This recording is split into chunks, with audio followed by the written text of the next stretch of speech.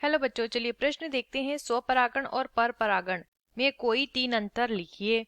तो आइए जानते हैं सबसे पहले हमारे प्रश्न की मुख्य अवधारणा। यहाँ पे लिखेंगे मुख्य अवधारणा। हमारे प्रश्न की मुख्य अवधारणा है, हमें बताना है स्वपरागण, स्वपरागण और परपरागण। परपरागण में हमें अंतर बताने हैं, विभिन्नताएं हमें बतानी है। तो आइए जान लेते हैं इनमें अंतर। पहला अंतर देखिए, स्वपरागण क्या होता है वो समझ लेते हैं।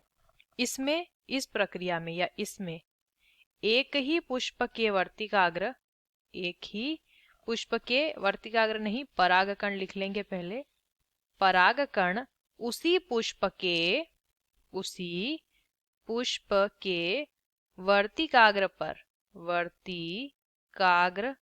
पर जब गिरते हैं तो इस प्रकार के परागण को ही स्वपरागण कहते हैं। और अगर बात करते हैं पर परागण की, तो इसमें एक पुष्प के परागकण, एक पुष्प के जो परागकण होते हैं, ये परागकण अपनी ही जाति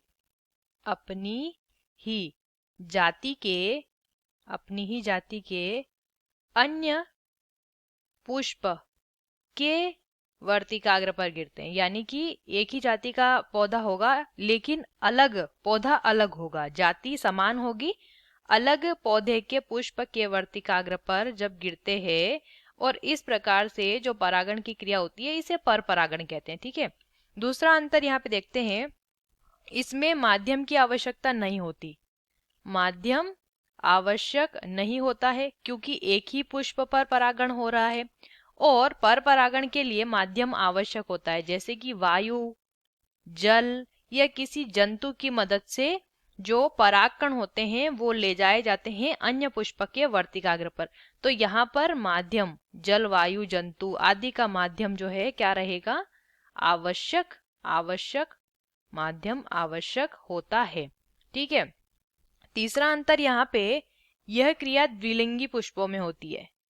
द्विलिंगी पुष्प में क्रिया होती है और परपरागण की जो क्रिया होती है वो एक लिंगी व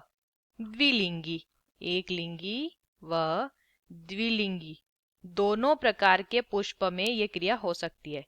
ये हुए हमारे तीन अंतर। आशा करते हैं आपको इस प्रश्न का उत्तर समझ आया होगा। धन्यवाद।